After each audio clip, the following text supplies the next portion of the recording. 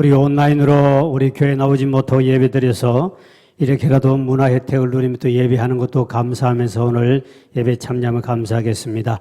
오늘 우리 옆에 앉은 분들에게 게으름을 극복합시다 하고 우리 인사할까요? 게으름을 극복합시다. 예. 나는 태생부터 부지런한 사람이라고 생각한 사람들이 있습니다. 그러나 누굴 위해서 그렇게 부지런했는가, 무슨 일에 부지런했느냐 따져보면 다른 면에서는 게으른 자가 될 수 있다는 것이지요.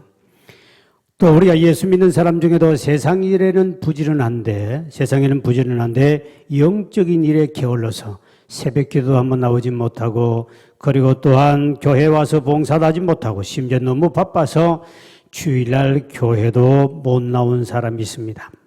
또 어떤 성도는 새벽기도나 교회는 열심히 부지런한데 가정일에 게을러서 남편이나 자녀들에게 교회 일이 바빠서 라면을 끓여 먹어라, 그리고 이렇게 가정일을 내동댕이 치고 이 교회 열심히 하는 사람이 있어요. 전에 우리 교회 성도님 중에도 남편이 교회를 제대로 안 나오신 분인데 그분이 한번 전화가 왔어요. 목사님, 아내가 교회 가는 건 내가 괜찮은데 밥이나 해놓고 가게 하십시오. 밥도 안 해놓고 자기는 아침에 출근해야 되는데 밥을 먹고 와야 되는데 밥을 못 먹게 한다고 저에게 항의 전화를 온 적이 있습니다.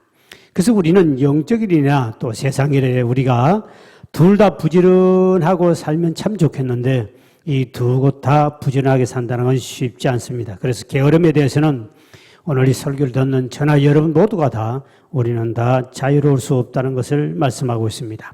중요한 것은 성경에 보면 육신적인 일을 게을리하는 것도 하나님 앞에 악이요 죄라고 그러고, 또 영적인 일에 게으른 것도 죄요 악이라고 성경은 말씀하고 있다는 사실입니다. 마태복음 25장의 달란트 비유 보면 한 달란트 받은 사람에게 그때 저주하기를 게으른 자를 향하여 악한 자라 그랬습니다. 자, 마태복음 25장 26절에 이렇게 말씀하고 있지요. 시작. 그 주인이 대답하여 이르되 악하고 게으른 종아, 나는 심지 않은 데서 거두고 해치지 않은 데서 모으는 줄을 내가 아는. 여기 보니까 게으른 사람은 악하다 그랬습니다. 악한 사람, 이 게으른 사람은 사악하고 나쁜 사람, 원해보니 그렇게 나옵니다. 그러니까 하나님 앞에는 게으른 사람은 아주 악한 사람이요 나쁜 사람이라고 인정합니다. 그래서 이런 게으른 사람은 어떠한 공동체나 어디로 가더라도 쫓겨나게 되어 있다. 그 다음에 마태복음 25장 30절의 말씀이죠. 이 무익한 종을 바깥 어두운 데로 내쫓아라. 거기서 슬피 울며 이를 갈리라 하니라. 무익한, 유익이 없는 이 게으른 종들은 바깥에 내쫓아버려라. 여러분, 직장에서 가서 게으른 사람은 직장에서 쫓겨나는 것이 당연한 겁니다. 그래서 바깥에서 슬피 울게 하는 거예요. 게으른 자는 어떤 공동체라도 당연히 무익한 사람이기 때문에 오늘 무익한, 유익이 되지 못한 인간들은 어떤 공동체 필요 없으니까 그를 쫓아내는 것이 당연하다. 게을러서 직장에서 잘리는 것은 당연하다는 겁니다. 그러니까 하나님 앞에 게으른 성도는 절대로 하나님 앞에 죄가 되기 때문에 복을 받을 수 없다. 우리 예수님이 제자들을 선택하실 때 보면은 특징 하나 있습니다. 전부 다 부지런히 맡은 일을 일하고 있는 사람을 불러서 주님의 제자를 쓰셨다는 거죠. 열심히 고기를 잡고 배 그물을 깃고 있는 베드로를 선택해서 그를 예수 믿게 만들고 그를 예수님의 수제자로 세우죠. 세관에서 열심히 자기 일을 감당하는 사람 요한을 데려 제자를 세우고, 그러니까 예수님께서 이러한 열심히 일하는 사람, 자기 맡은 열심히 일하는 사람은 영적인 일에도 열심히 일할 가능성이 있기 때문에 부지런한 자를 먼저 택했다는 거죠. 엘리야가 엘리사를 택할 때도 열심히 밭에서 소를 앞세우고 일하고 있을 때 그를 종으로 세우지요. 그리고 우리가 알아야 할 것은 하나님은 항상 게으른 자는 하나님이 버리시고 열심히 있는 자를 쓰신다는 거죠. 이 프랑스 작가인 르나르라는 분이 있는데 이분은 게으름은 반드시 자기에게 보복한다 그럽니다. 자기가 게을러서 한 것이 없으니까 실패하게 되고 결국 그 실패가 나를 보복하게 하더라. 결국 게으름은 나를 보복하게 한다. 덴마크의 속담에 보면 젊어서 게으른 자는 늙어서는 도적이 된다 그럽니다. 내가 열심히 일을 해서 안 살았기 때문에 뒤에 누군가를 의지하고 누군가 도움을 받기를 원합니다. 결국 그것이 도적이 되더라. 자식이 부모에게 계속 무엇을 돈을 바라고 살아가는 자식은 결국은 부모 것을 가져가는 도적이 되더라는 거죠. 그래서 우리가 이 게으름은 굉장히 무섭습니다. 이 게으름은 우리 육체적으로나 그다음에 정신적으로나 영적으로 아주 모든 것을 병들게 만드는 것이 게으름입니다. 이 남자가 여자보다 평균 7, 8년을 여자가 더 오래 살고 남자가 빨리 죽지요. 여자가 7, 8년을 더 산다 그러는데 그 원인이 뭘까? 왜 여자가 애도 놓고 그렇게 고생도 하는데 이렇게 더 오래 살까? 그중 여러 가지 원인 중에 하나는 술과 담배를 남자들이 많이 하다 보니까 빨리 죽어요. 또 하나는 열심히 운동하는 남자보다도 운동하지 않는 여자가 7, 8년 더 살아요. 그거 이상하다. 이게 왜 그런가 조사를 했더니 여자는 남자보다 태생적으로 부지런하다. 다는 아닙니다만 90% 이상은 다 부지런하다. 집안에서 가만히 앉아있지 못하고 뭐든 빨래를 하고 애를 또 돌보고 청소하고 계속 움직인다는 거죠. 결국 계속 움직이는 사람이 열심히 남자가 운동하더라도 빨리 죽어요. 네, 운동하는 데는 푹 쉬어버리거든. 남자는 다른 일 안 합니다. 자기 일하고 나면 딱 아무것도 하기 싫어하고 그냥 들어 눕든지 어떤 가만 앉아있든지 직장 가서 가만 앉아있잖아요. 여자는 계속 움직인다는 거예요. 그래서 오래 살고 싶으면 게으르지 말고 오늘부터 빨래도 가끔 해주고 청소도 하면 남자도 오래 살 거예요. 같이 살 거예요. 그래서 여자가 오래 사는 7, 8년 오래 사는 이유가 바로 뭐냐? 바로 여자는 부지런하고 남자는 운동을 많이 해도 빨리 죽는다. 오늘 이 본문에는 하나님을 믿는 사람에게 영적인 일에 게으른 자, 영적인 일에 게으른 자에 대해서 경고의 메시지입니다. 육신적인 일도 게으르면 복도 못 받지만 그러나 영적인 일에 게으른 자, 오늘 본문은 유다왕 히스기야가 왕위에 오르게 되죠. 젊은 나이에 왕위에 오르자마자 종교개혁을 단행합니다. 그리고 성전을 정화합니다. 성전에 예배도 드리지 않고 우상을 숭배하며 온 백성들이 이렇게 됐을 때 히스기야가 왕위에 오르자마자 성전을 정화하죠. 그동안 하나님을 멀리하고 타락한 이 백성들에게 세 가지 영적 게으름을 지적하면서 책망하는 메시지가 오늘 여러분이 교독한 본문의 말씀이에요. 첫째 하나가 뭐냐? 하나님의 성소를 던졌다고 책망합니다. 자, 본문의 6절의 말씀이죠. 시작. 우리 조상들이 범죄하여 우리 하나님 여호와 보시기에 악을 행하여 하나님을 버리고 얼굴을 돌려 여호와의 성소를 던졌다. 우리 조상들이 범죄했고 하나님 앞에 보시기에 악을 행했는데 범죄하고 악을 행한 것이 바로 뭐냐? 이 게으른 것 중에 하나가 특징이 나오는데 바로 하나님의 성소를 던졌다 그랬습니다. 하나님의 성소. 조상들이 하나님 앞에 악한 죄를 지었는데 그것이 뭐냐? 얼굴을 돌리고 여호와의 성소를 던진 것이다 그랬습니다. 이 성소는 오늘날 성전, 오늘날 교회를 의미합니다. 다시 말씀드리면 교회를 던지고 교회를 떠나면 안 된다는 거죠. 게을러가지고 이제 교회를 나오기를 다 싫어했다는 겁니다. 그 때문에 교회는 먼지만 쌓였고 얼굴을 돌려 세상을 향하여 지금 다 나갔다는 거죠. 요즘 코로나로 인하여 2주간 동안 교회 문을 닫게 되어 있습니다. 예배를 드리지 못하고 이렇게 온라인으로 우리가 예배를 드리고 있는데 목회자로서의 걱정되는 것이 바로 그겁니다.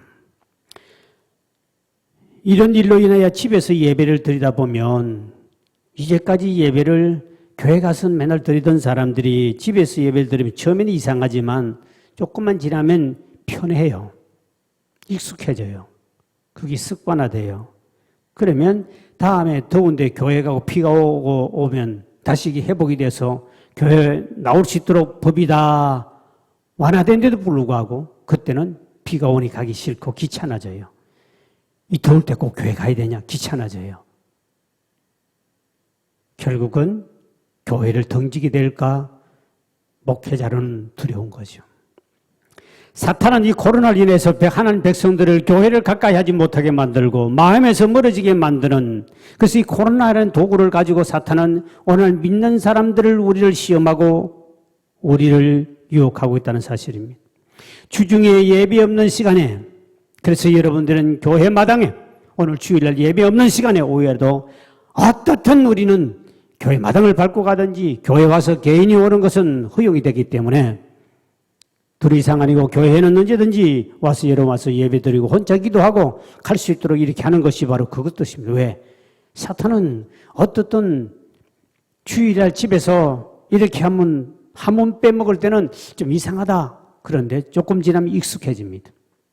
그 다음에는 한 번 빼먹고 두 번 빼먹으니 자꾸만 빼먹고 심리해서 결국은 주저앉아버리고 교회 가기 싫어지고 이것이 게으름이 돼버립니다. 바로 유대 백성들이 이스라엘 백성들이 마찬가지였습니다. 처음에는 교회를 가다가 한 번 두 번 빠지더니 모든 사람이 너도 안 가고 나도 안 가고 장도 안 가고 집사도 안 가구나. 그러니까 다 교회를 나오지 않고 결국은 하나님 앞에 심판을 받게 됐어요.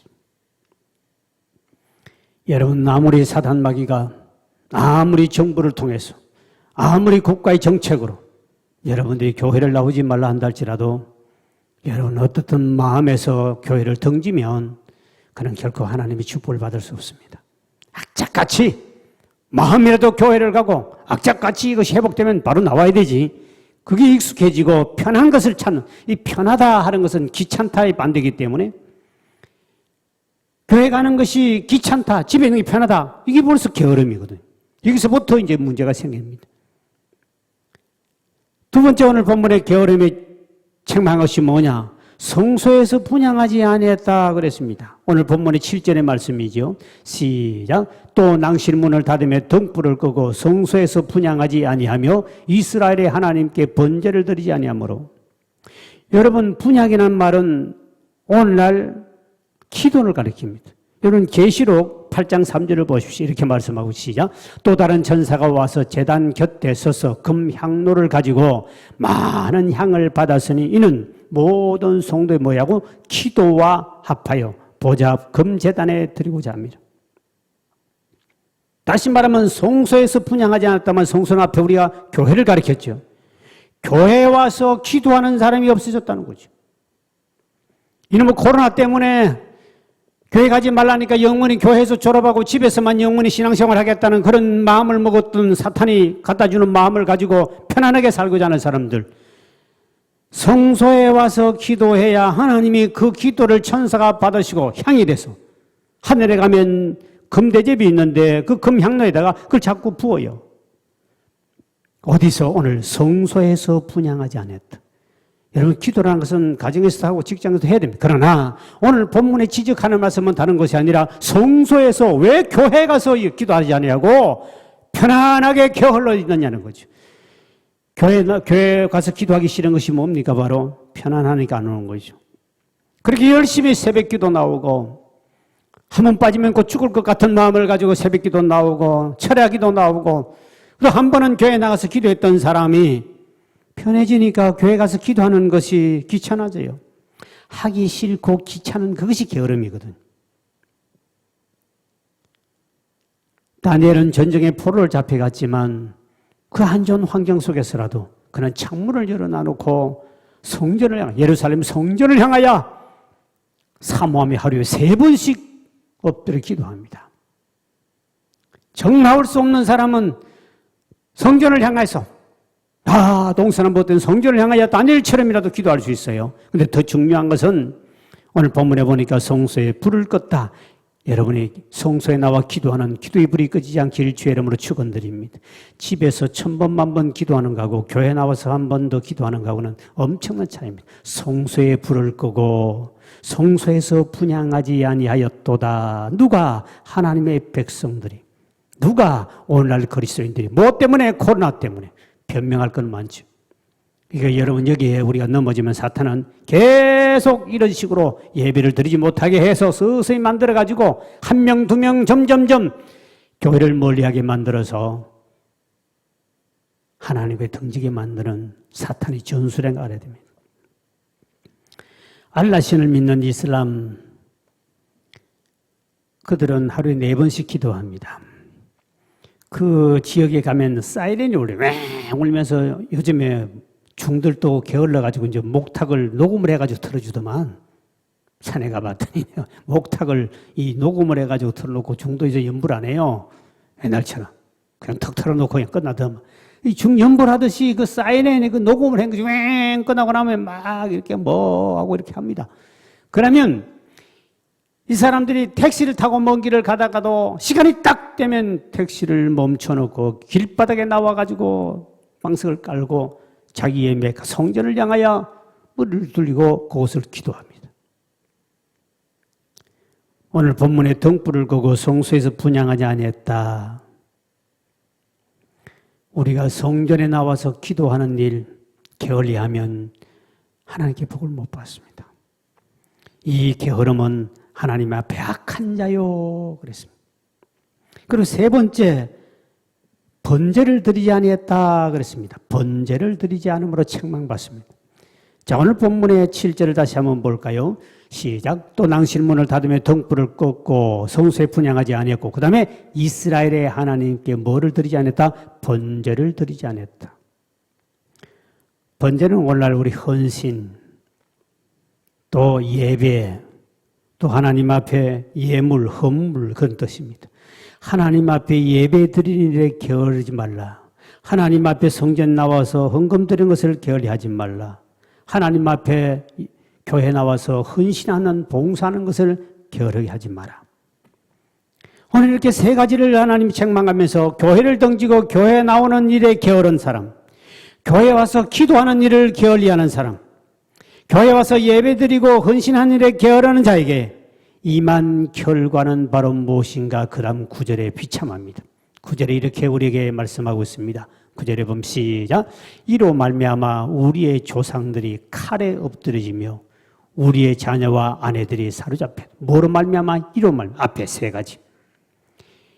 하나님 앞에 교회 나오는 것을 게을리해버리고 교회 나와서 기도하는 것을 게을리하고 그리고 하나님 앞에 헌신하고 예배드리는 것을 게을리했더니 하나님이 그 민족을 쓸어버리는데 전쟁에 죽고 가족들은 아내와 처자식은 끌려가서 종살이하고 노예 생활하게 되고 비참하게 된다. 이런 비참한 일을 당하지 아니하려면 앞으로도 당하지 않으면 우리가 해야 할 일은 딱 한 가지. 본문의 11절에 이렇게 말씀합니다. 시작. 내 아들들아 이제는 게으르지 말라. 여호와께서 이미 너희를 택하사 그 앞에 서서 수종들어 그를 섬기며 분향하였으니 이번에 내 아들들아 이제는 게으르지 말라. 한 번 너도 터졌으면 족하지 이제는 게으르지 말라. 아들들아 딸들아 이제는 게으르지 말라. 하나님의 교회 가는 일을 게으르게 하지 마라. 하나님 앞에 교회 가서 기도하는 것을 게으르게 하지 마라. 하나님 앞에 교회 가서 헌신하며 예배하는 것을 게으르게 하지 마라. 족하다. 이제는 아들 딸들아 이제는 게으르지 마라. 하나님이 처절하게 경고하는 메시지입니다. 성경에는 이 게으름에 대한 말씀을 참 많이 하고 있습니다. 게으름이 무엇인가? 그리고 게으른 자는 어떻게 살아야 되는가를 아주 잠언서부터 시작해서 굉장히 많이 나옵니다. 네, 그만큼 게으름은 우리에게 말세에 일어날 현상 중에도 하나지만 이 게으름은 하나님과의 관계가 멀어지게 만들고 세상과 점점 가까워지게 만들고 쾌락을 쫓아가게 만들고 나태하게 만들기 때문에 이런 큰 죄악이니까 성경에 게으름에 대한 이야기를 많이 하고 있어요. 잠언 6장 6절에서 7절에 보면 이렇게 말씀하고 있죠. 시작. 게으른 자여 개미에게 가서 그가 하는 것을 보고 지혜를 얻으라. 개미는 두령도 없고 감독자도 없고 통치자도 없어대. 게으른 사람은 누구에게 지혜를 배우라고요? 하나님이 아주 미물 같은 이 개미를 만드셨는데 그 개미에 가서 네가 지혜를 얻도록 해라. 개미를 스승으로 여기고 게으른 자는 가서 자세히 보라는 거예요. 그는 감독도 없고 없어요. 근데 그들은 공동체를 땀을 흘리지 않을 모르지만 열심히 그들은 일을 합니다. 개미는 절대로 1분 1초도 가만히 있는 법이 없습니다. 어느 회사에 출근하는 한 여직원이 매일매일 먼 데서 택시를 타고 오는 거예요. 그래가지고 한 청년이 부러워서 부러운 눈초리로 물었습니다. 아가씨는 돈이 굉장히 많으신가 봐요. 매일매일 택시를 타고 아침에 출근하시는 거 보니까. 그랬더니 그 아가씨가 여직원이 하는 말이 저는요 돈이 많은 것이 아니라 잠이 많습니다. 이 말은 아침에 늦게까지 퍼져 자다가 맨날 늦어가지고 택시 타고 직장을 갔다는 거죠. 택시 타고 출근하는 인간은 게으른 인간입니다. 분명한 이유가 있습니다. 한 번이야 그럴 수 있지만 매일 그렇게 온다면 돈을 벌러 가는 게 아니라 돈을 잘못 쓰고 있는 것이죠. 택시를 타지 말라는 건 택시는 급할 타야 되는 거지. 매일매일 돈 벌러 직장 가는 인간이 머리서 택시를 타고 오면 어떻게 돼? 그 왜? 매일매일 아침에 늦잠 자고 퍼져 자다가 그런 일을 당합니다. 게으른 자는 개미, 작은 곤충을 하나님 만드신 것은 이 게으른 인간들에게 교육을 시키려고 만들었다는 거죠. 최근 국제학술지의 연구 발표에 보면 개미에 대해서 연구를 했는데요. 개미는 공동체 생활을 할 때 어떤 감독자나 어떤 대장이 없어요. 서로 돕고 서로 알아서 척척척척척 눈치 봐가면서 이렇게 알아서 일을 하고 더불어 살아가는 공동체를 형성 살아가는데 개미는 혼자 이렇게 놔두면 6일 정도 살면 죽는데요. 그런데 개미가 같이 공동체에서 서로 이렇게 어울려 살면 10배 이상 더 오래 산답니다. 60일 이상 오래 산대요. 근데 그러니까 혼자 살면 빨리 죽는다는 거죠. 근데 이 공동체를 통해서 개미는 먹이를 먹고 바로 소화를 하지 않고 그 먹이를 그 위 중에 사회, 공동체를 위한 위가 따로 돼 있다는 거예요. 그 조그마한 개미 속에도 위장이 있는 모양. 있겠지. 먹으니까 사니까. 근데 사회위가 있는데 이 사회 모의 주머니인데 이 사회위는 이 속에다가 음식을 집어 놓으면 이제 일을 하다가 동료들이 배가 고프면 개미가 더듬이로 상대의 수염을 이렇게 건드리면 이 배가 고프면 상대방의 그 더듬이가 이 개미가 있잖아요. 건드리면 배고프다는 사인이래요. 그러면 이 속에 있는 사회위, 사회 공동체를 위가 따로 돼 있는데 위에서 이 진을 끌어올린대요. 끌어올려가지고 배고픈 개미에게 먹여준답니다. 그러니까 그들이 현장에 멀리 나가서 일을 하잖아요. 멀리 나가서 일하면 동료가 있으면 배가 고파 이제 기진맥진하면 더듬이를 자세히 보세요. 더듬이를 건드리고 저는 배가 고파 그렇구나. 그래서 막 더듬이를 건드리면 그러면 자기가 속에 있던 사회위 속에 있는 걸 끄집어내서 상대방을 먹인대요. 이게 이제 곤충학자들이 깊이 연구해서 나온 이야기예요. 그러니까 그들은 공동체 생활을 언제나 할 수 있고 어디를 바깥에 가더라도 개미들은 같이 쫙 다니잖아요. 그러다 보니까 그들은 현장 일하다가도 지쳐도 그 에너지를 또다시 상대방을 통해서 먹이를 먹는다는 거예요. 그러니까 개미라는 것은 하나님이 작은 인물이지만 이 학자들이 연구하고 참 감탄하는 것은 그들이 공동체 생활을 잘하게 되는 두려움도 없고 감독도 없는데도 불구하고 잘하는 것은 그 사회 위를 하나 만들었고 하나님이 그렇게 만들었다는 거예요. 그래서 성경에는 하나님께서 이 게으른 인간들아 개미에 가서 지혜를 배워라. 개미는 그렇게 공동체 생활을 잘합니다. 우리 그리스도인들도 하나의 공동체 속에서 이 아름다운 일을 해야 된다는 걸 가르쳐 주는 것이죠. 그래서 성경은 게으른 자의 특징을 여러 가지 이야기했는데 그 첫째가 잠이 많은 것은 게으른 자의 특징이다. 잠언 6장 9절에서 11절입니다. 잠이 많은 것. 시작. 게으른 자여 내가 어느 때까지 누워있겠느냐. 내가 어느 때 잠이 껴 일어나겠느냐. 좀 더 자자 좀 더 졸자 손을 모으고 좀 더 누워있자 하면 내 빈궁이 강도같이 오며 내 곤핍이 군사같이 이르리라. 좀 더 자자 좀 더 졸자 잠이 많은 것. 이런 사람은 가난이 강도같이 찾아온다.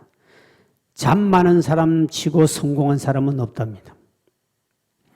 그리고 이 영국의 속담은 게으른 사람의 머리는 악마의 일터라고 그러는데 잠을 많이 자는 사람들은 공부도 좋은 대학 다니는 사람도 보면 잠을 적게 잔 사람이 좋은 대학 간다는 말이 있어요.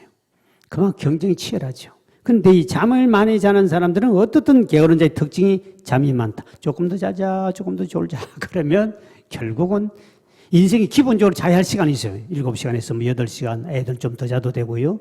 그 시간인데 그 이상 자는 것은 학자들에게 하면 우리 몸이 부작용이 생긴대요. 저도 잠을 하루에 자야 할 시간에 7시간 정도 보통 잠을 잔다면 예를 들어서 8시간 잤다 그러면 머리가 하루 종일 아파요. 그러니까 우리 인간 모든 구조가 나이에 따라 다른데 이 잠을 자야 되는데 잠은 적당한 잠을 자야 되는데 그 이상 잠을 자면 생명도 단축되고 온몸에 문제가 생긴답니다. 그래서 잠 많이 자는 것이 결국 좋은 것이 아니고요. 옛날에 우리나라 말이 잘못된 말이 하나 있습니다. 미인은 잠을 많이 잔다고 해서 우리 교인들도 역시 몇 사람이 잠을 많이 잔다는 슬픈 전설 같은 이야기가 있습니다. 미인 되려고 잠 많이 잔, 그 전부 다 낭설이랍니다. 잠 많이 자면 사람이 각종의 갖가지 문제가 일어난답니다. 적당한 잠을 자야지 많이 자면 안 되고요. 너무 적게 자도 문제적이지만 많이 자면 생명도 단축되고 미인이 되는 것이 아니라 맨날 잠을 많이 자도 걱정을 좀 적게 했다는 뿐이겠지만 그거는 잘못된 말이라고 그럽니다. 오늘부터 우리 여성들 이쁘지려고 잠 오래 많이 자겠다는 사람들 빨리 고치길 바랍니다. 잘못된 낭설입니다. 그 다음에 게으른 자의 특징이 뭐냐? 움직이기를 싫어한다. 움직이기를 싫어하는 것, 여름 같은데 저 얼마나 조금만 땀나는데 얼마나 움직이기 싫어합니다. 저도 어제 너무 더워가지고 운동을 좀 해야 되는데 나가기 싫어가지고 엄청나게 뒤척거렸습니다. 움직이기 싫어. 왜? 나가면 땀이 나니까. 그래서 제가 밤에 나가서 운동을 하고 좀 아침 일찍 일어나서 운동을 하고 그러는데 잠언 26장 15절에 보십시오. 이렇게 말씀하고 있죠. 게으른 자는 그 손을 그릇에 넣고도 입으로 올리기를 괴로워하느니라. 먹을 것이 코앞에 있는데도 불구하고 집어 먹기가 귀찮아가지고 귀찮아서 안 움직인다는 거죠. 어느 초등학교 1학년이 쓴 시입니다. 우리 아빠는 바로 옆에 있는 약도 여보 약 줘 그런다. 또 우리 아빠는 바로 앞에 있는데도 여보 리모컨 갖다 달라고 그런다. 우리 아빠는 냉장고가 옆에 있는데도 여보 물 좀 가져와 그런다. 우리 아빠는 귀찮다고 움직이는 거 싫어하신다. 그런데 하긴 나도 똑같이 그 아버지 그 아들이니까 그 아이 씨가 정확하게 이야기하는 것 같습니다. 여러분 내가 게으르면 자녀도 본받지만 더 중요한 것은 게으른 자 옆에 있는 인간들은 참 힘들다는 겁니다. 괴로운 거지. 왜? 그 사람이 게으르니까 이 옆에 사람이 일을 더 많이 하고 더 고통을 당하는 거죠. 이게 게으른 자의 특징. 또 게으른 자의 특징 세 번째는 일 처리를 미룬다는 겁니다. 일 처리를 미룬다. 자, 잠언 15장 19절의 말씀이 이렇게 말합니다. 시작. 게으른 자의 길은 가시 울타리 같으나 정직한 자의 길은 대로니라. 그래. 게으른 자는 일 처리를 적극적으로 하지 않고 시기를 놓쳐버린다. 아름다운 열매 대신에 좋지 않은 가시덤불이 일어나고 길은 사람이 계속 왔다 갔다 하면 길은 풀이 없고 돼야 되는데 가시덤불이 일어난다. 게으른 자. 사탄은 우리 마음속에 들어와서 모든 것을 미루게 합니다. 내일로 하자. 내일 하자. 내일로 하지. 나중에 하지. 다음부터 하지. 이 마귀를 우리는 차차차 마귀라고 합니다. 차차차. 차차. 다음에 하지. 뒤에 하지. 그래서 우리가 기도도 새벽 기도도 다음 주부터 하지. 헌금도 다음 날부터 하지. 봉사도 내년부터 하지. 점점 미루는 이 미루는 습관 그 자체가 바로 뭐냐? 게으른 자의 특징인데 뒤에 가서는 아차 하고 후회할 날이 온다. 그래서 그때 부른 노래가 때는 늦으리 노래가 나오겠죠. 끊임없이 미루는 습관. 이게 바로 게으른 자의 특징이다. 여러분 미술 중에 로댕에 생각하는 사람이라는 작품을 잘 알 겁니다. 행동하지 아니하고 오늘 또 내일 또 계속 생각만 하고 사는 사람들. 오늘 여러분 우리 새벽 기도합시다. 철학 기도합시다. 구역예배 모이시다면 자꾸 생각만 하고 생각하고 있습니다. 생각하고 있습니다. 아직도 생각 중에 있는 사람들. 이런 사람들은 게으른 자다. 그 다음에 게으른 자의 네 번째 특징이 있습니다. 일 자체를 싫어합니다. 일 자체를 싫어한다. 일하는 자체를 싫어한다.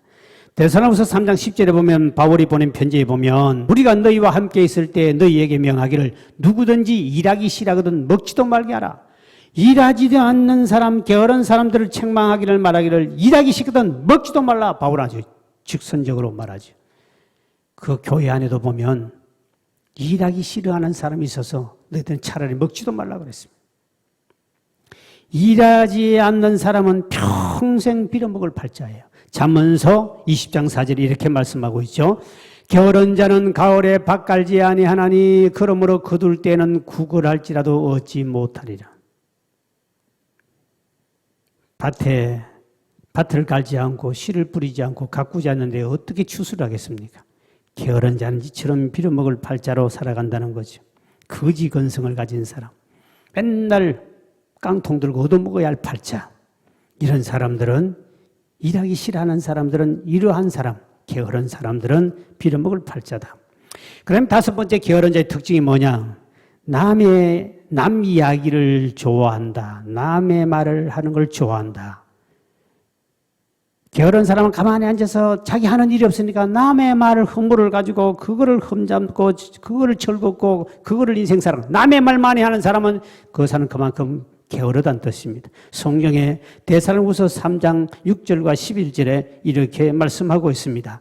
형제들아 우리 주 예수 그리스도의 이름으로 너희를 명하노니 게으르게 행하고 우리에게서 받은 전통대로 행하지 아니하는 모든 형제성 게으른 자에서 떠나가라.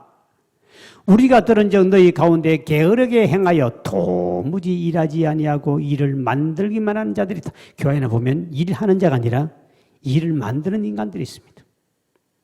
참 교회 나와서는 참 불편한 사람이죠.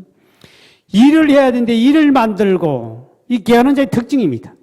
이런 자들은 당연히 주님께 복을 못 받죠. 일을 만드는 사람, 내가 일을 하는 사람인가 일을 만드는 사람인가는 본인이 하는 거죠.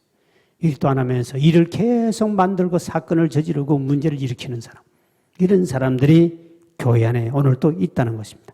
그 다음에 여섯 번째 게으른 자는 변명을 잘합니다. 변명을 잘한다. 마태복음 25장 우리 달란트표 잘 알죠? 2달란트 사람들은 나가서 적시 장사해서 이익을 남겨 주인을 기쁘게 했지만 1달란트 받았던 사람은 땅에 묻어두고 장사도 하지 아니고 끊임없는 변명을 내놓습니다. 그때 이 약하고 게으른 종을 바깥에 내쫓아버리라. 이를 가고 슬피 울게 만들어 그랬습니다. 게으른 자는 변명의 왕입니다. 잠언 26, 13절에 제가 읽어드릴게요. 게으른 자는 길에 사자가 있다, 거리에 사자가 있다 하느니라 그랬습니다. 그러니까 13절입니다. 실제 길에 사자가 있는 것이 아니라 일을 하기 싫고 나가기 싫으니까 길에 사자가 있으니까 나 집 안에 누워 있는 거야. 집 바깥에 일하러 안 나가는 거야. 여러분, 사자가 아무 때 나타나는 거 아닙니다. 사자에 어디도 있죠. 근데 사자가 나타나면 동네 사람 모아서 잡아 죽이든지 쫓든지 해야 되죠. 그런데 그러면서 그 핑계를 댄다는 거죠. 일을 하러 나가야 되는 사람이 사자가 오면 어떡하지? 산에 가야 되는데 산에 가면 호랑이 나타나면 어떡하지? 이래서 그 핑계를 대고 실제로 안 나타나는데도 불구하고 핑계대고 하지 않는다는 거죠.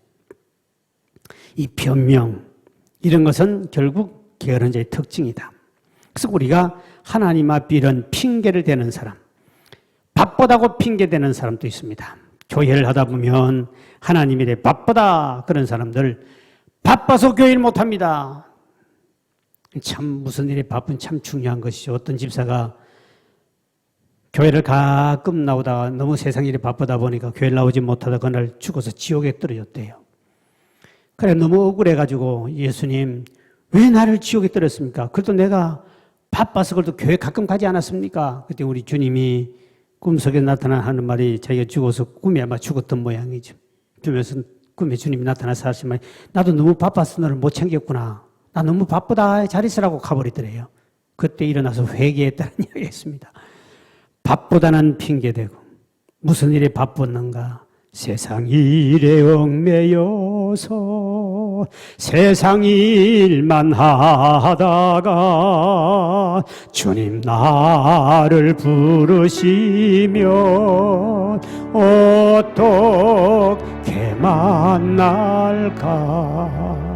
사실 참 한 사람의 꿈의 이야기지만 우리가 참 세상 일을 바쁘고 하나님 일에 게을렀던 이 악하고 게으른 사람들이 얼마나 이 시대도 많을까 하는 것이 걱정입니다. 자, 그러면 우리 결론적으로 내 속의 게으름을 극복하려면 어떻게 해야 되는가 하는 겁니다. 오늘 본문의 11절에 보면 사명감을 가져야 된다고 가르쳐 줍니다. 자, 사명감을 가져야 된다. 오늘 본문의 11절의 말씀입니다. 시작. 내 아들들아 이제는 게으르지 말라. 왜요? 여호와께서 이미 너희를 택하사 그 앞에 서서 수종대로 그를 섬기며 분향하게 하셨느니라. 게으르지 말라. 여호와께서 이미 너희를 택했다. 그랬습니다. 게으르지 말라. 이제는 게으르지 말라. 다시 말하면 네가 하나님께 택함받은 사람이라는 것을 가지고 사명감을 가지라. 여러분, 주님 앞에 부름받아 교회에 나온 사람들은 주님이 불러서 소명을 받아서 온 사람들이요.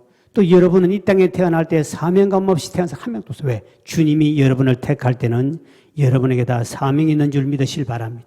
이 사명감을 가지지 않고 살아간 사람은 게으를 수밖에 없습니다. 왜?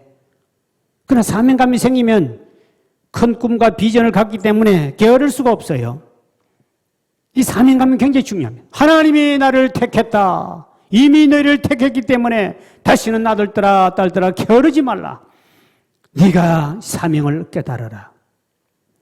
군대 가면 국방 임무를 수행하기 위해서 사명감을 고치기 위해서 자주 복창하는 게 있습니다.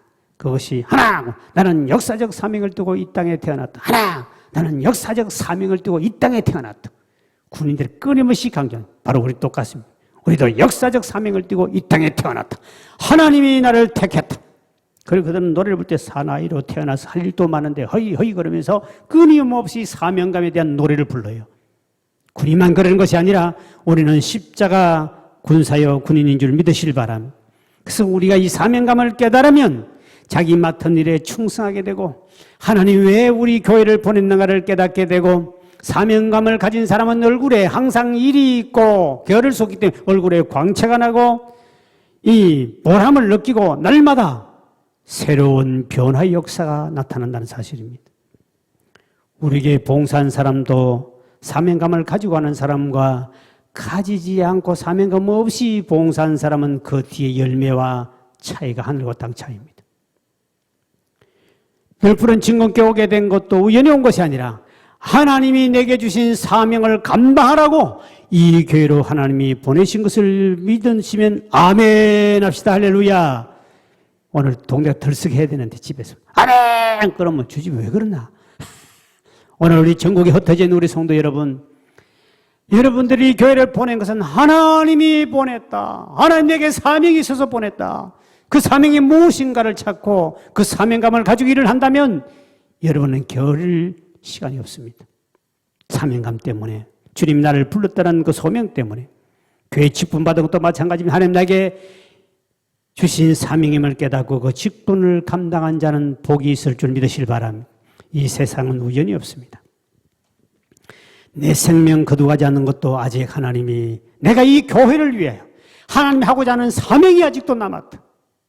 기도하는 사명, 전도하는 사명, 봉사하는 사명, 물질을 벌 하나님 앞에 물질을 헌신하는 사명, 선교하는 사명, 사명이 아직도 남았기 때문에 하나님 내 생명을 거둬가지 않는 거예요.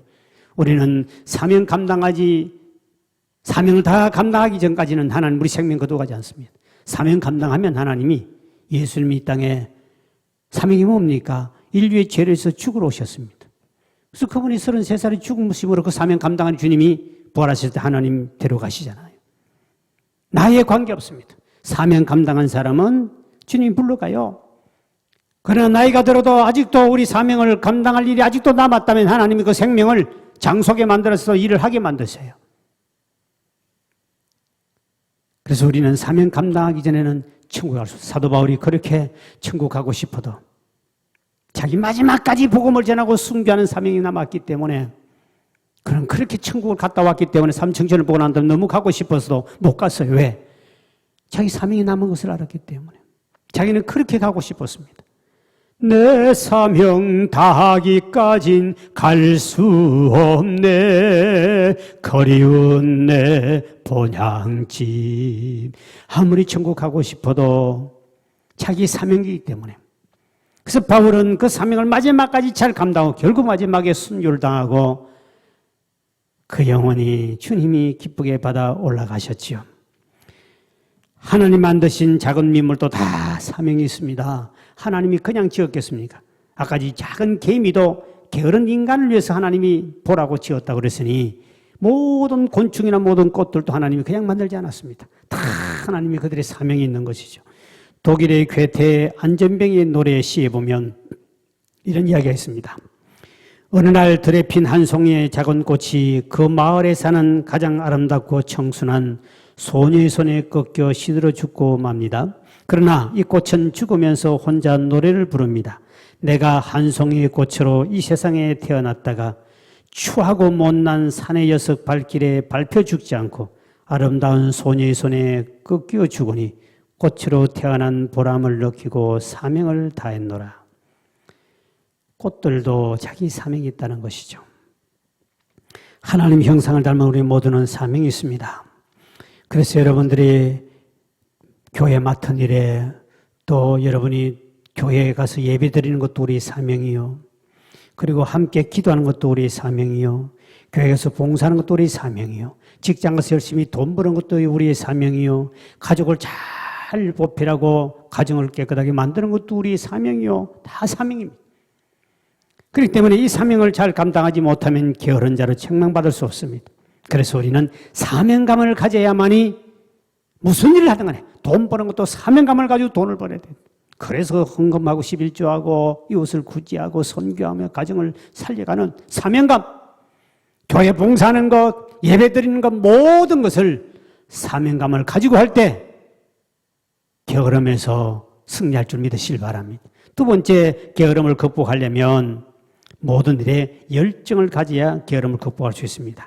열정이 있어야 충성심이 일어나고 다른 사람에도 의욕을 불러일으키기 때문에 내 삶에 큰 변화를 주는데 열정을 가져라. 그래서 요즘에 지능지수 IQ보다도 열정지수, 정열지수라고 그러죠. EQ를 더 귀하게 여긴다 그러죠. 이 EQ, 이 정열지수를 원해 보니까 하나님의 영감을 받은 상태, 신에 사로잡힌 상태라 그럽니다. 다시 말하면 내가 나를 잊어버릴 정도로 경지에 이르는 열정, 정열을 가리킵니다. 나를 잊어버릴 정도로 한 일에 열정을 가는 것. 사업을 하기나 공부를 하기나 믿음 생활하기나 봉사할 때 정열을 가지고 하는 사람은 모든 분야에 성공하게 되어 있고 이 사람은 게으르지 않기 때문에 열정을 품기 때문에 일을 일어난다. 영국의 철학자인 버트런드 러셀이라는 사람은 인생의 승리자가 되는 비결은 정열이다. IQ보다 EQ가 더 중요하다. 정열이 있는 사람은 공부물이 똑똑한 지식 가진 사람보다 더 성공할 확률이 높다더라. 구약의 요셉은 수많은 난관에 부딪히면서 노예로 애굽에 팔려가기도 하고 엄청난 고난을 당하지요. 보디발의 집에 가서 종살이 하지만 그는 최선을 다해 충성을 합니다. 정열적으로 열심을 다합니다. 누명을 속에 갇히기도 하고 어디를 가나 최선을 다합니다. 만약 그 요셉이 환경을 탓하기나 변명하기나 그가 게을렀다면 그는 쫓겨나고 보디발의 집에도 쫓겨나고 그는 분명히 종살이 인생 끝났을 거예요. 요셉은 어디로 가나 사명감을 가지고 열정을 가지고 맡은 일을 감당하다 보니까 요셉은 게으름을 피운 것이 한 군데도 보이지 않습니다. 그때 그가 하나님이 결국 총리를 세웠다. 오늘 저와 여러분들이 이 세상 살 때 이런 정열을 가져야 돼요. 세 번째, 게으름 극복하려면 작은 일부터 한 걸음씩 시작해야 된다. 작은 일부터. 많은 사람이 실패하는 것이 바로 뭐냐니까 주여 내 평생의 새벽 기도를 하겠습니다. 이렇게 하는 인간들은 다 실패를 많이 해요. 그러지 말고 당장 내일부터, 당장 오늘부터 한 걸음씩부터 나아가는 사람. 주여 내 평생의 주일날 한 번도 빼먹지 않고 교회 가겠습니다. 이런 사람은 되게 실패를 합니다. 그러지 말고 당장 이번 주라도 한 번 더 교회 가고 오늘이라도 교회 와서 마당을 밟고 가고 오늘 저녁이라도 낮에라도 예배 시간 없을 때 이제 와도 괜찮아요. 와서 예배 혼자 드리고 가고 이러한 정신을 가지고 한 번이라도 오늘이라도 포기하지 말아요. 여러분 나올 수 있는 사람 오늘 이 예배 딱 끝나고 나면 저녁 예배까지 없어요. 그러니까 나와서 여러분 혼자 와서 찬송 부르고 기도하고 꼭 하면 되는 거예요. 예배 성전에. 그렇게 해야 되는데 내가 평생 주일을 교회를 빠지지 않겠습니다. 이렇게 막 기도만 거창하게 한다고 해서 되는 게 아니라 당장 지금부터 오늘부터 교회 한번 나오십시오. 등 바쁜 바닥만 밟고라도 가고 교회 와서 여러분들이 비밀번호 눌러가지고 오면 됩니다. 그러고 와가지고 들어와서 혼자 예배 드리고 기도하고 가면 되는 거예요. 단체로 예배 드리지 말라고 했지 개인이 오고 가는 건 아무런 문제가 없습니다. 그래서 여러분이 그렇게 오늘부터 지금부터 하라는 겁니다. 그래야 게으름을 극복한다는 겁니다. 코로나 끝나면 그때부터 예배 열심히 다니겠다. 그러지 마시고 온라인 예배만 익숙하지 마시고 주중에라도 여러분 한 번이라도 교회에 나와가지고 직장 갔다가 들어갈 때라도 교회로 떨리고 이렇게 습관을 만들라는 겁니다. 네 번째 게으름을 극복하려면 대가를 지불하자는 겁니다. 대가를 지불해야 된다. 자, 게으름은 나쁜 습관입니다. 이 습관을 고치려고 그러면 많은 고통과 많은 대가를 지불하자 절대로 이 습관을 못 고칩니다. 게으름은 습관이거든요. 새벽에 일찍 일어나야 되는데 생각하고 자명중 깨워도 좀 더 자자 그러죠. 그래서 어떤 사람은 그럽니다. 목사님, 제가 새벽에 일찍 일어나야 되는데 아는데 몸이 말을 안 듣습니다. 몸이 말을 안 들어요 하는 사람이 있어요. 여러분, 몸이 말을 안 듣는 겁니까? 내 마음의 문제입니까?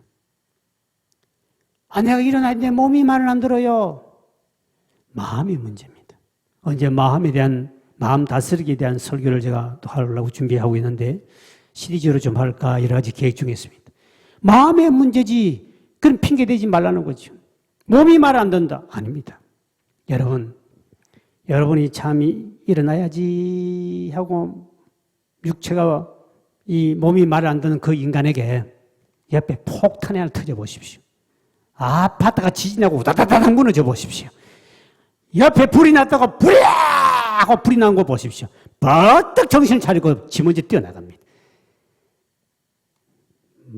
몸이 문제가 아니라 지 마음의 문제입니다. 전부 다 변명되고 핑계댄다는 거죠. 그래서 일어나기 싫은 마음이기 때문에 그 마음을 갖고 있기 때문에 안 되는 거예요. 몸이 말 안 듣는 그 거짓말이에요. 일어나기 싫다는 거죠. 그게 게으름이거든요. 하기 싫은 것 자체가 게으름이거든요. 자기가 사랑하는 자녀가 어디서 오랜만에 갑자기 나타났다 하면 얼마나 사랑하는 사람이 갑자기 나타나면 잠이 뭡니까? 벌떡 일어나가지고 일어나겠죠. 마음의 문제입니다. 그래서 새벽에 안 일어나지면 대가를 크게 지불하면 됩니다. 여러분 새벽에 안 일어나면 뺨을 세 대를 막 힘있게 후려 갈기라고 그러면 세 대만 얻어 터지면 그때 다 일어납니다. 벌칙을 강하게 해야 됩니다.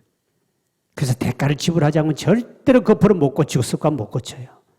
그러니까 이 벌칙, 정신이 번쩍 나도록 대가를 지불하는 아니면 벌금을 많이 때리든지 잔소리 하면 안 되지 하지 말아야지 해봐야 효과도 없는 것 자식에게 남편에게 잔소리 하지 말아야 되지 그 해봐도 안 고치잖아요. 안 되는 줄 알면서 왜 그랬을까 노래 부르지 말고 그때 잔소리 하면 안 되지 하고 자꾸 잔소리가 나오거든.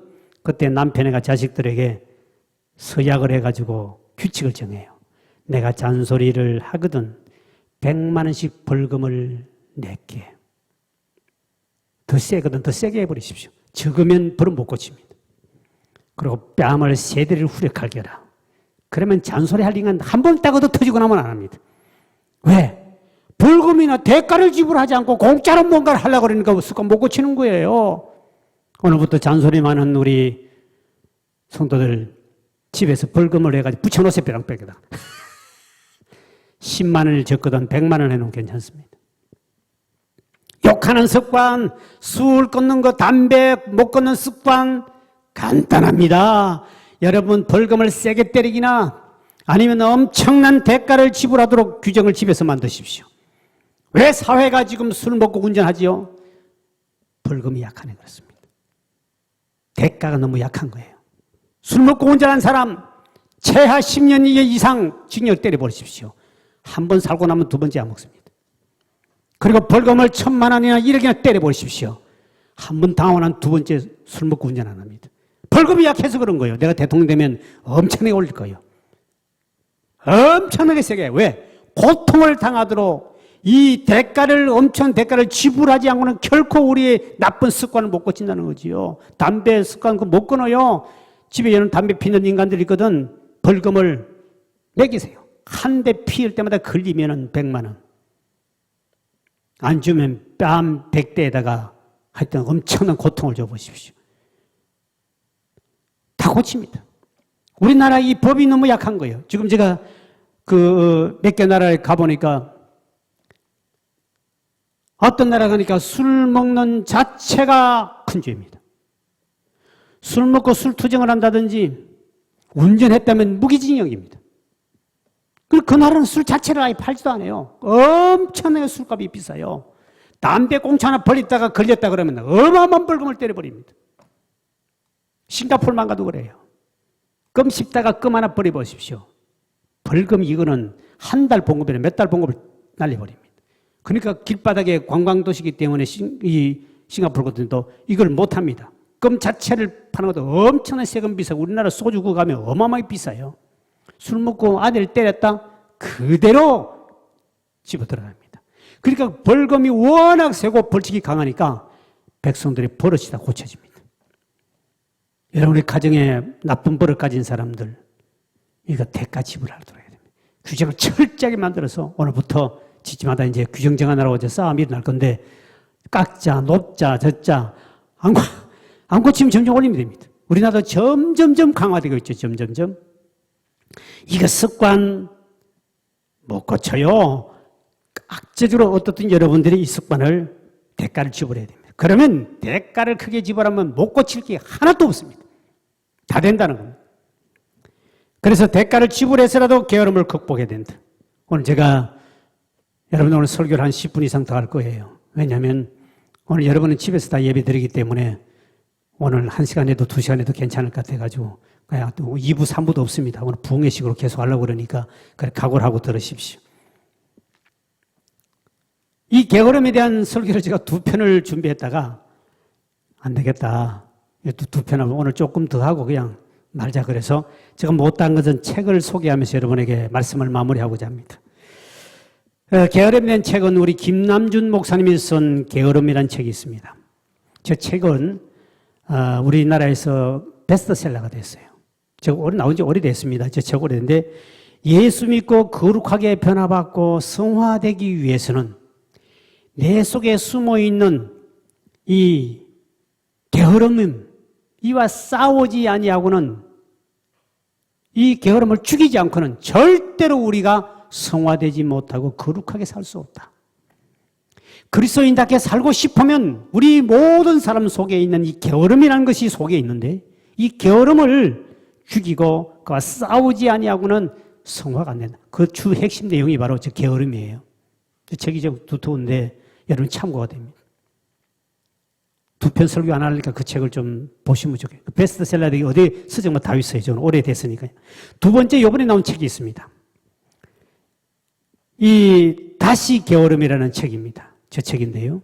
다시 게으름이라는 책. 요거는 최근에 한 달 됐나? 2달 정도 됐습니다. 2달 됐는데 김남준 목사님이 이 성경 공부식으로 이렇게 해서 나오고 이 오디오북도 나오고 다 나왔어요. 이거 다시 게으름. 이번이 책 선거마다 베스트셀러가 됐는데 몇 권 안 썼는데 참 여러분 게으름에 대한 이 싸워서 이겨야 되기 때문에 이거 이기지 못하면 성화도 못 되고 하니까 복도 못 받고 하나님께 축복도 못 받기 때문에 악자까지 게으름 싸워 이겨야 됩니다. 그 다음에 일반 정신과 전문의가 쓴 굿바이 게으름. 참 이 책 제목이 너무 재밌었습니다. 굿바이, 게으름이 굿바이. 어떻게 하면 게으름을 하고 굿바이 할 수 있을까 하는 그게 10가지 열쇠를 소개하고 있습니다. 게으름에서 벗어나 나를 찾는 10가지 비결을 소개합니다. 요즘에 보면 유튜브에 보면 굿바이 이걸 치면 그 책을 읽어주는 것도 나와요. 그리고 또 오디오북이라고 그러죠. 그래서 여러분들 책방에 안 가더라도 유튜브나 이런 데 보면 그게 나오는 게 있습니다. 읽어주는 책이 있어요. 그거 보면 그 내용을 쭉 핵심들 쫙 읽어주며 저도 그런 책을 주로 서점 못 가면은 제가 오디오북 그거를 듣기도 하는데요. 여기도 보면 이 굿바이 어떻게 하면 이 게으름과 굿바이 할 수 있을까? 이 정신과 전문의사 했기 때문에 심리학적으로 잘 다루고 있습니다. 그 다음에 일반적인 게으름에 대한 책이 서점에 엄청나게 많이 나와 있어요. 그만큼 안 믿는 사람들도 이 게으름은 인생 사람들의 적이라는 걸 알고 있어요. 특히 우리 믿음의 사람들이 게으름은 굉장히 중요하다. 하나님 앞에 저주요, 하나님 앞에 악한 자요, 하나님 앞에 복을 못 받는 것이 게으름 때문에 내 현실이 성화되지 않고 이 정도밖에 못 되는 거예요. 미국의 저명 인사인 벤저민 프랑클린은 부지런히 쓰고 있는 열쇠는 항상 빛나더라. 그래서 우리가 하지 못한 것, 이루지 못한 것, 될 수 없던 것은, 이 모든 것은 우리의 게으름 탓 때문에 아무것도 이루지 못하더라. 미국의 시카고 예술대학에 저는 가보지 못했습니다만 특이한 그림이 하나 전시되어 있다고 그래요.